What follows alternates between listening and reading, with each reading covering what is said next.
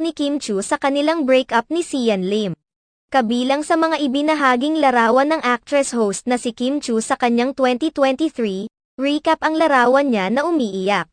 Kaagad na umani ng samut-saring reaksyon at komento mula sa mga netizens ang ibinahaging 2023 recap ni Kim Chiu kung saan ibinahagi niya ang mga series of photos kung saan makikita ang kanyang mga pictures na kuha nitong nakaraang taon. Kabilang sa mga pictures ay ang larawan ni Kim Chiu na umiiyak.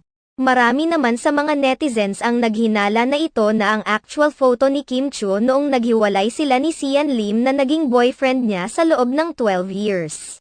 Ayon naman sa ilang mga netizens na ang pagbabahagi na ito ni Kim Chiu sa kanyang mga masasakit at masasayang karanasan sa kanyang buhay sa nagdaang taon ay nagpapakita lamang kung gaano katatag ang aktres sa pagharap niya sa bawat hamon na nasa kanyang dinadaanan. Marami naman sa mga fans